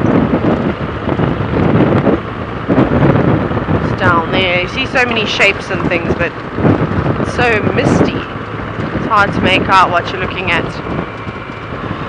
Right. I'm going to keep searching, and hopefully we're going to find some lions. Might not necessarily be sitting under the shady trees. It hasn't been very hot. Ralph, however, has got those lions, the marsh breakaways, and I wonder what they're up to now. Thanks, Taylor. Well, we've managed to get round onto the other side of them, upwind of them. We found a nice little road that's got us into a good position, but they sort of walking and then lying down, rubbing up against each other, still in the same sort of vein as they were doing earlier. So we just need to keep on playing the patience game, watching and waiting, waiting and watching, because it will pay off in the end, I'm telling you. For now they're going a little bit into the thicker grass there, but the trajectory is almost directly towards us. We'll just have to keep an eye on them. It's a little bit difficult for now because they're just little spots in the grass, and so we do need to just keep our eyes on that little movement that we spot as they go through. That one's still having a look over its shoulder, but as I say, they have still been moving up towards us, and we've got ourselves in a very good position, and they keep poking through the grass. Still looking, still tail flicking as well, and they keep looking in our direction as well. So I think we're in the perfect spot. It's now just a waiting game, and sitting and waiting and seeing. Wonderful. That's always the difficulty with wildlife. You need to try and anticipate and think what the animals are going to do next. You've got to put yourself in their shoes, try and think like that animal. And that's what we were doing the other day. And it does come with experience that you can also see which different groups of lions, what they can often do. And it's very interesting. Like for instance, what Tristan does in Djuma in the Kruger Park.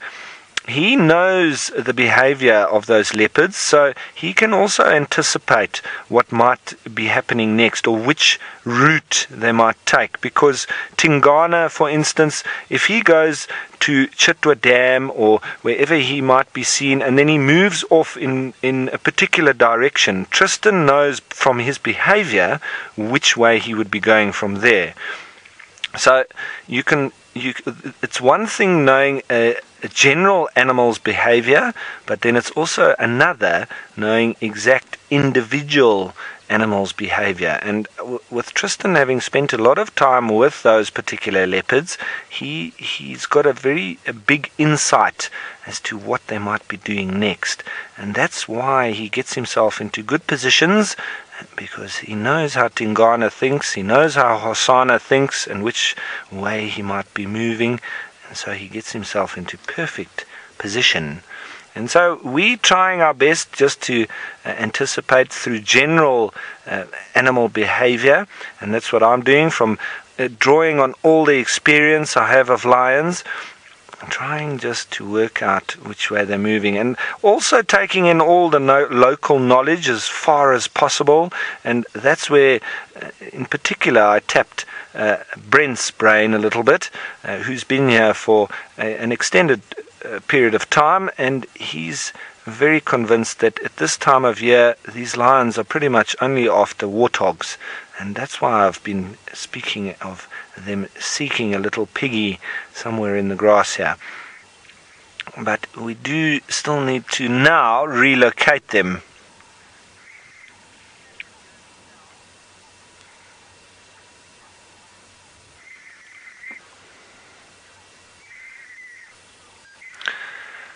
Alright folks, so we are going to be sitting here trying to follow up on these lions. We're not going to go anywhere, and I'm pretty sure that well, I'm hoping, and the more I feel it, the more it could possibly happen, that something exciting is going to happen here. But while we do that, we are going to be changing the stream to increase the quality of the viewing. So please be aware that shortly there will be a change in stream, and just so that you know, it is for your viewing pleasure.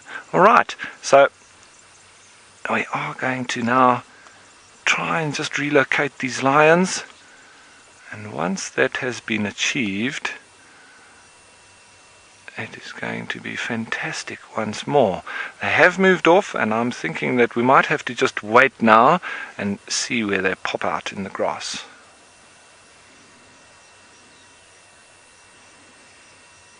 Okie dokes folks, Please don't leave your seats. Stay where you are. We'll be right back in a minute.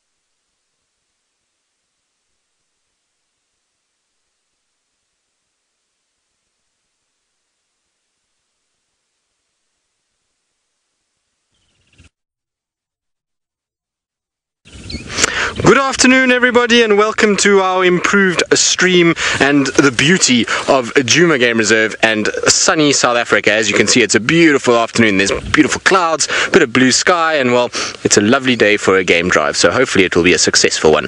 My name is Tristan. On camera today I've got VM the Wildebeest. Now remember, this is live and interactive, which means hashtag Safari Live on Twitter or YouTube chat should you want to get hold of us and ask any questions. I hope that you have had a wonderful safari so far with Ralph and Taylor up in the Mara, and hopefully it will be a successful one with myself and Steve on Djuma as well. Now there were reports of Tingana being seen somewhere on one of the main roads this morning, or during the day should I say, so we might head on and see if we can try and find where he is and try and see exactly what's going on.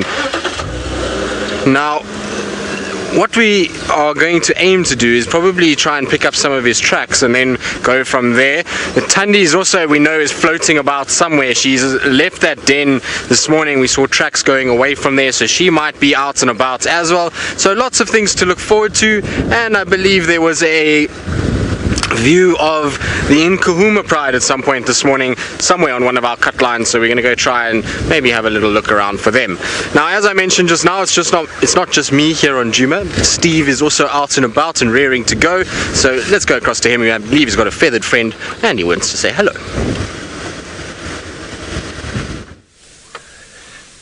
Good afternoon and welcome, folks. You're back with us again. Another live broadcast coming to you from the Sabi sands, and we just had a beautiful little creature there and he's just taken off.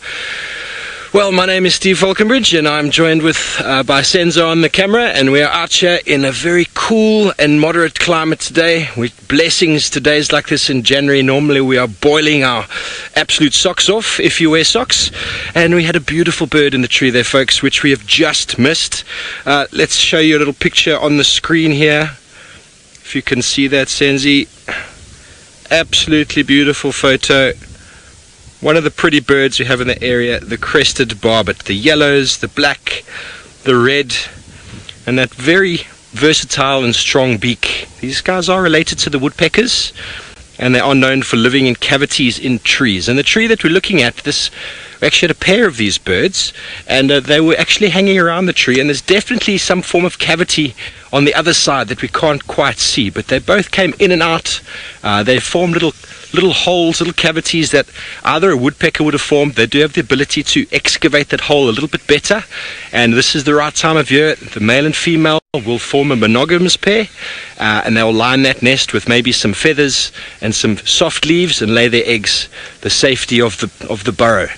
Fantastic stuff. We are out in the Sabi sands, folks. We're heading down towards Chitwa Dam, see if we can pick up any signs of that young prince, Hosana. It would be lovely to see him. It's been a few days, I think. So we're going to continue. Please feel free to send your questions through to @SafariLive or come through on the Twitter feed and let us know what you think, what you'd like this afternoon, and see if we can accommodate.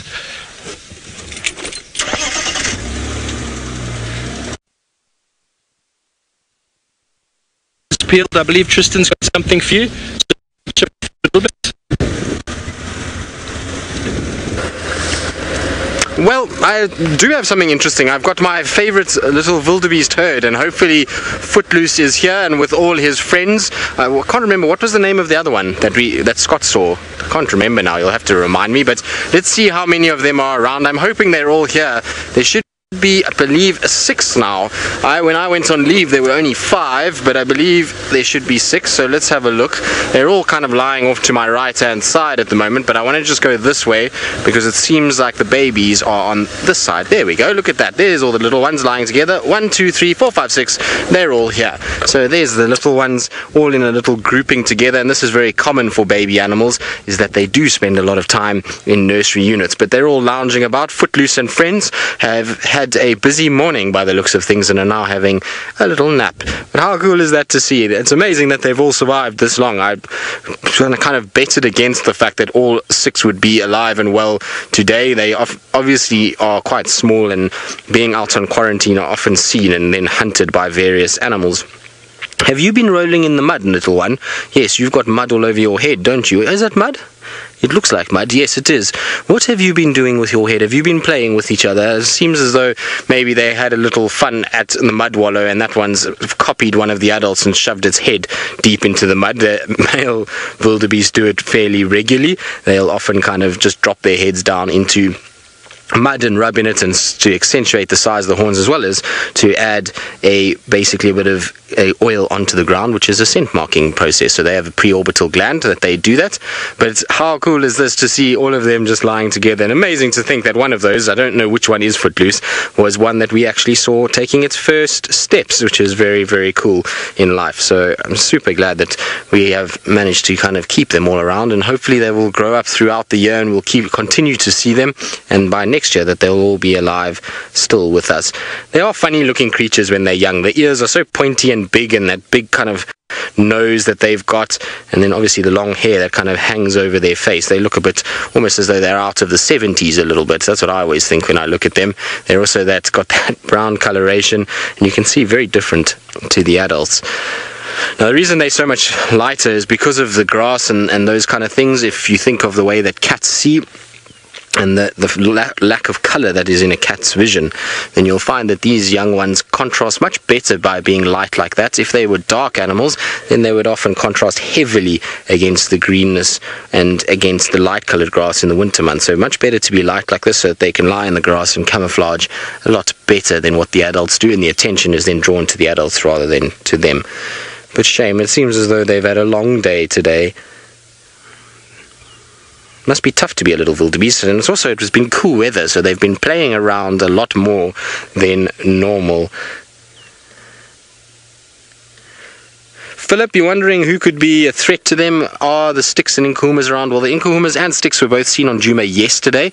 Neither one actually has come past quarantine just yet, but the inkahuma pride, I believe, are further north of us, just on the Buffelshoek boundary somewhere, and the sticks pride, they were seen again on Arethusa side this morning. So they're around, and they would be a very big threat, and probably the biggest threat to this herd would actually be Tingana. Now, Tingana has a knack for catching wildebeest. I've seen him once with 2 fairly large wildebeest in 2 different trees on each side of the road, so he's pretty good with it, and these little ones would be of perfect size for him to go after. Even Tundi could go after these guys, although I think the herd would probably be able to chase Tundi off, but Tingana definitely could be taken, could take one of these little ones. So they would be a threat, and hyenas at the other side of things would also be a bit of a threat to them. So the clan, if they decide that they can get to one of these little ones, they will try as well. So that, and then also the thing I've forgotten completely is the wild dogs. They've also been moving around in this area, and so the dogs are always something that you've got to be a little bit careful of as a wildebeest, because, well, they'll chase them around all over the place. Now I'm just going to get rid of a spider web quickly,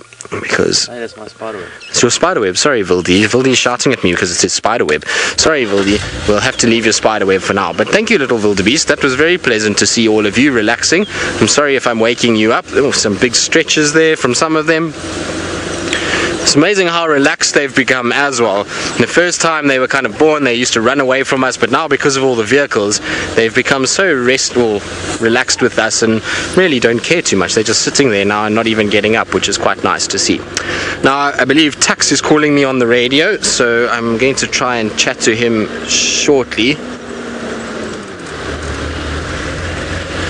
Cox, you're wondering if wildebeest have a scent when they are calves, or are they scent free? Well, when they're born, of course, there will be a little bit of a scent from the afterbirth and all of those kind of things, and it's why the parent will groom them as quick as possible. So the mother gets in there and tries to groom them, gets rid of all of that liquid that's on them, and tries to just get their coat nice and clean. And on top of that, they then try to move that baby away from the birthplace, because things like leopard and lions and hyenas and wild dogs, if they smell that there's been an animal born there, they'll often try to track it down. Particularly leopards, they do it quite a lot. So there is a bit of a scent on it, and then of course they urinate and they defecate, and so that means that there is still a bit of a smell that is left by little babies. So they're not, I mean, not in which has got a strong enough nose, will be able to pick it up and be able to tell what's going on. Right, now Tax was calling me, but I hear he's now on the radio to somebody else, so I just want to quickly chat to him. See, I believe they are, something has been found.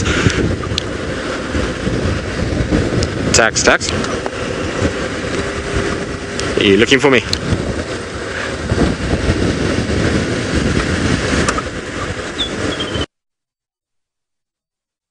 So that's exciting news. I'm not going to tell you what it is and who it is, but this is going to be a very, very cool sighting. I'm quite chuffed actually that we've managed to, somebody that is on the, and it's not Tundi, so it's still a character that I have a lot of history with and would love to see and haven't seen for quite some time. So this is going to be very cool. Hopefully we'll be able to catch up soon, so we're going to head in that direction and hopefully be able to find him, and hopefully Tux will be able to continue to follow him, because it's quite a thick area. So I've given you a hint as to who it might be or what it might be. It's a him, so maybe you guys can guess as to what it is. But while we do that, I believe Ralph is still in the Mara and is still busy driving around, and I think he's got something of interest. I'm not 100% sure what, but either way it'll be pretty, because it's the Mara.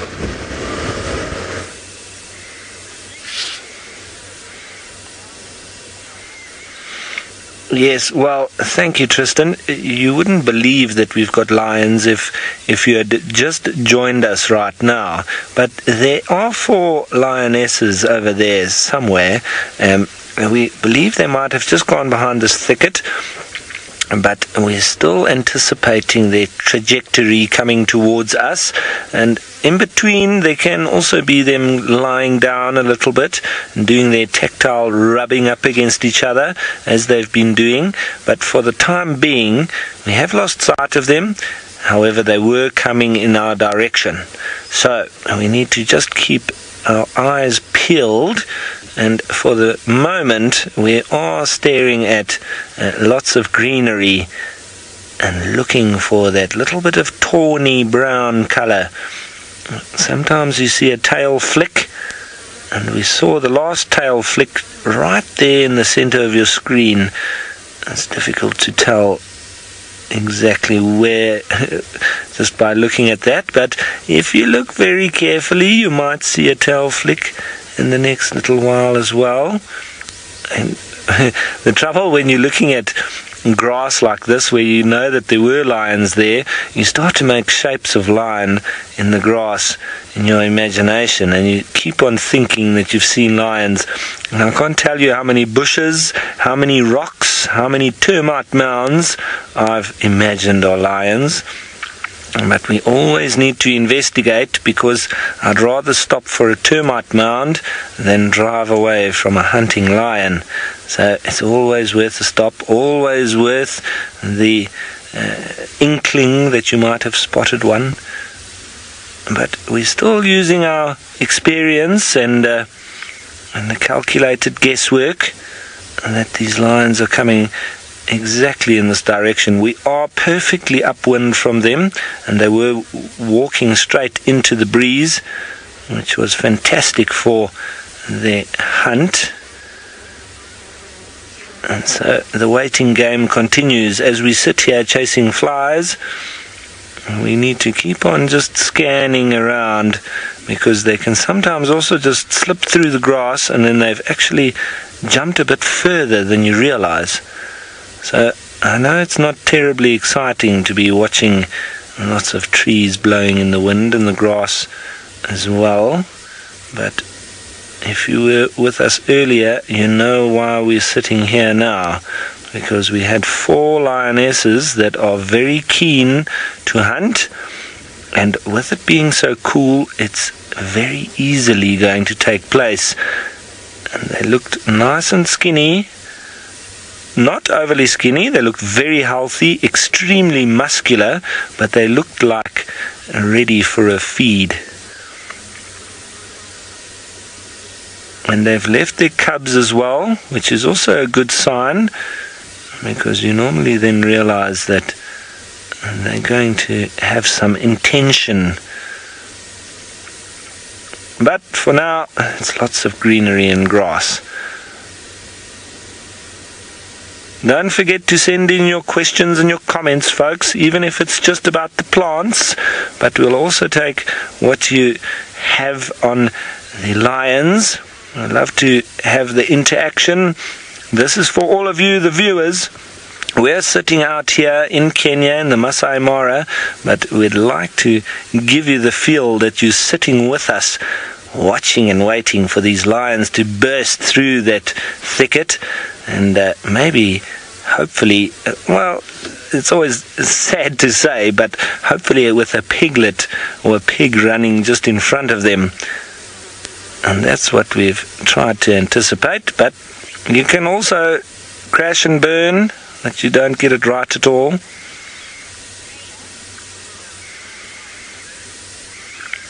Okay, so we're going to just keep sitting here and we will let you know as soon as some action starts, but in the meantime, let's send you on over to Taylor with a black and white feathery thing.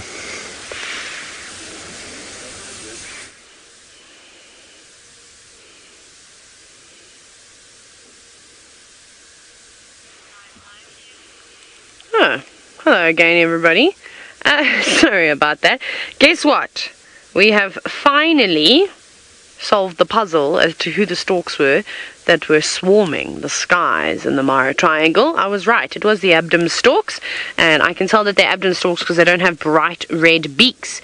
And if you look closely on their face, you'll see that they've got a bit of a blue facial skin as well. I don't think they're quite as pretty as the black storks, but still very cool to see. Like I said, something that I haven't seen in a long time. Now, that's not the biggest group I've ever seen. I'm pretty sure it's the same flock that we saw earlier flying around. In Zambia, there must have been thousands and thousands between them and the marabou storks flying around. And I have heard of flocks over 10,000. Can you imagine? They almost like black out the sky, which would be quite cool to see. It's been ages. I don't know why I haven't seen them for such a long time. I mean, I saw a couple the other day in the marsh, but I haven't seen them moving around. Well, I suppose they are migrants, though. They're intra-African non-breeding migrants, so we typically see them around this time of the year. I think they leave... When would they leave? I don't know. Should we guess? February, March. Shall I check? No, I was wrong. I'm looking. Of course, the stuff that I have, though, however, is not for Kenya. Normally around. No, it must be a little bit different here. September, October, December, November, normally for South Africa. So I suppose we're somewhere in between that. However, but very cool to see nonetheless.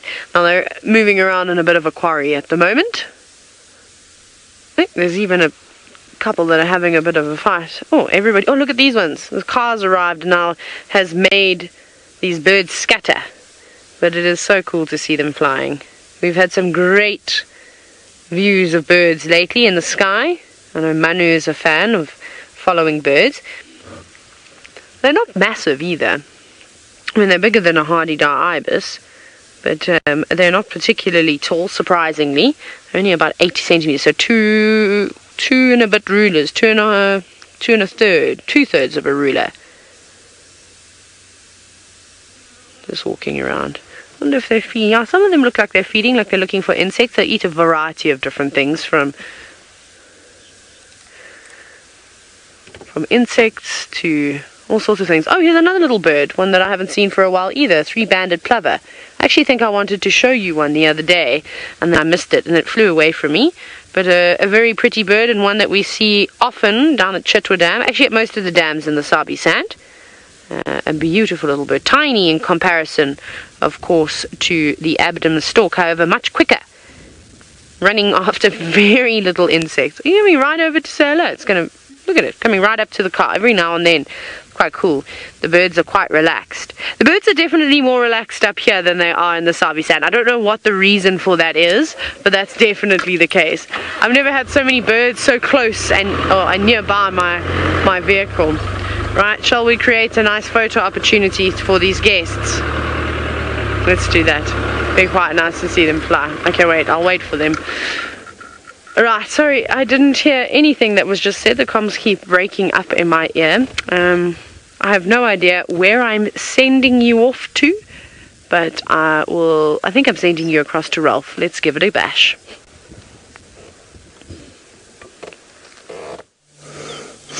Definitely not Ralph Taylor. We're in a different country altogether. But look who we've got. The old man of Djuma in the form of Mvula. How cool is this? I haven't seen him in so long, and it's such a pleasure to be catching up with him. He looks good, actually. He's showing signs of age in the form of his ears, and he's gone a bit kind of sort of scarred on that muzzle and all those kind of things. But still, it's so good to see him. I haven't, like I say, seen him for a couple of months now, so I'm really happy to catch up with him again and to see him. He's always been one of my favorite leopards, and he was such an incredible leopard as a dominant male, and to see him still moving around in this area when everyone wrote him off over 2 years ago when Tingana and Anderson pushed him out is pretty phenomenal. The fact that he's still around absolutely surprises me, and particularly where he is. He's right in the center of Djuma. In fact, he's very close to where Tandi had the previous den, and so it's not really that ideal that he's moving around here, because obviously Tandi's cub is at risk from a male like this. Although at the end of the day, I think Mvula is not really looking to go and kill cubs and try and mate with females and take over territories at this stage.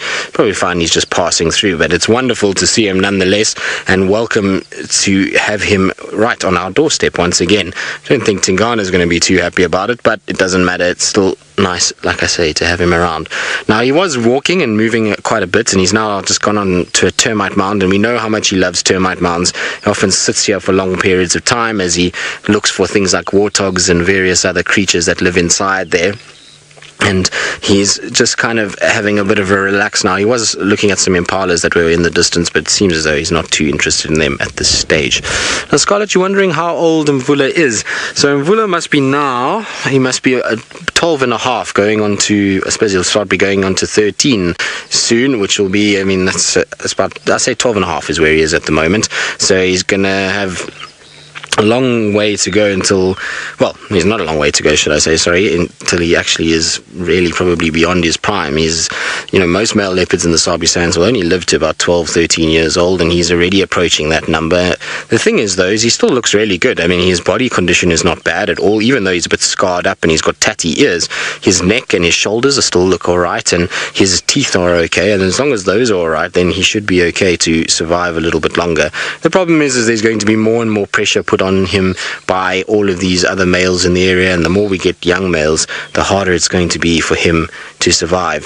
The thing is about Mvula is he must be a very, very clever cat and a sly character, because for him to have done what he's done over the last 2 years and to evade Tingana and Anderson and all of these other dominant male leopards that have really been gunning for him. They've all come and pushed him out and were younger and fitter, and for him to have kind of snuck around in between them and them not to know that he's even been here is really quite something. So he's done incredibly well, and he's really done a good job of being able to kind of stay alive, not only stay alive, but actually thrive in these sections, and it's in testament to how he is as a leopard and how he kind of is able to operate and move around and find what he's looking for. The other interesting thing with him is his change in diet is very drastic. When I was here at Chitwa in 2012, I found that he would eat a lot of bigger animals, so you used to see him going after things like kudu, waterbuck. You used to see him going after young wildebeest, like what we were talking about earlier. And now, when all the kills that I've seen since I came back into this area have all been much smaller, so he's been going after things like porcupines and scrub hares and those kind of things, which is quite interesting. He's kind of going after now slower and sort of smaller animals as he's starting to get a little bit older. And this is what happens, is they start to regress a little bit and start to become animals that unfortunately just don't have the strength to go after big things. Now it seems that Mvula is going to be fairly sleepy, and for now, the fact that he was moving and the fact that he was kind of looking around is probably good. I'm sure he will start get going again, especially if the sun comes out. But while we be patient and wait for our old man to start moving again, let's go back across to Steve and see what he's up to. I believe that he's at Chitwa Dam and got all kinds of feathered friends around him. Welcome back from spotted cats to spotted birds. We are down at Chitwa Dam, where the sun has slowly emerged behind a bank of clouds behind us. And there on the water's edge we have a whole lot of birds busy preening and doing what they do to keep clean, free of parasites. We have the black and white there. All of you probably have seen one before, the blacksmith lapwings. We've also got the whistling ducks. You can see the whistling ducks with the white face there, the second one on the left of the screen. Very white face there he is. Busy doing a very good job of cleaning and preening. Very important for ducks to get that preen oil all over their feathers. The preen oil is very water resistant, and it covers their feathers and enables them to be waterproof and to float. Without that, the duck would be a sinking ship, which wouldn't do very well for a bird that requires the water for survival. Then we've got right next to that the elusive and often mostly seen at night water thickney. We do see them at the day, but they are very active at night when they do lots of their calls. And there's a couple pairs of birds around. You see the whistling ducks are in a pair. If we pan a little bit to the right sense, you'll notice there's some more lapwings there, a pair of them, another pair of whistling ducks. So lots of pairs at the moment. It is the breeding season. It is the time when all the animals are getting it on and laying eggs. All the difference between these three species, the thickneys, will be laying eggs, and it'll be a small scrape in the ground, just camouflaged in the rocks, completely camouflaged eggs, whereas the whistling duck's a little bit more elusive. We'll keep it in the grassy verge next to the water's edge or somewhere hidden underneath a bush, but very, very camouflaged and hidden away from the prying eye. But then the lapwing, similar to the thickney, a nice little scrape on the sand. These birds are quite territorial and very, very, very aggressive to anyone approaching the nesting site. I remember years ago coming across the eggs of one of these birds and finding it, and then finally moving back to my guests and bringing them to the eggs, but I couldn't find it again. It took me the better part of 20 minutes to half an hour to find the eggs. They look just like stones on the ground, quite often camouflaged with animal dung, and very, very difficult to relocate.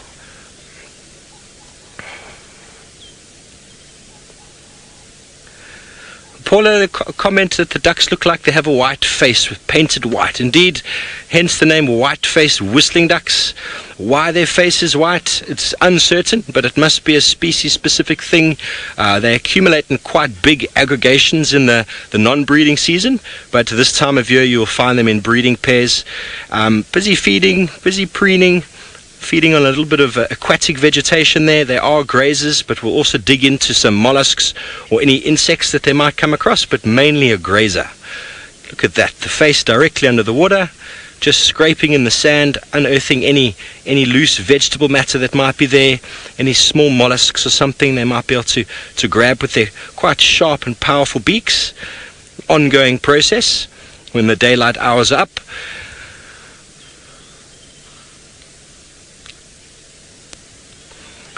Guide Monkey asks if they do really whistle, and most certainly they do whistle. I'm going to play the call for you because it is not the, well, I can kind of do it,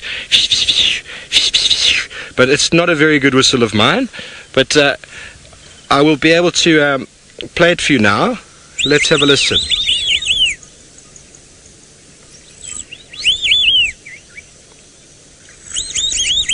So very characteristic call there, and they've been named white-faced ducks and then white-faced whistling ducks, and you'll get by remembering either one of those names. We know they whistle, we know they're ducks, and they are very, very attractive birds. There's a thickney also. It's had a little bit of a splash in the water, getting all the water off now. Very, very nice for them to bath. The sun's just come out, so it's time for them to do their ablutions. Birds don't want to be wet where they can't dry. It's good to wet yourself if the sun comes out, because then they can dry and then get nice and warm for the evening. It's not an ideal situation to have very wet feathers in the cold evenings. Not that we have very cold evenings in the summer months, but the last couple of days have been relatively chilly. Wonderful time here at Chitwa Dam. We've got some hippos as always in the dam.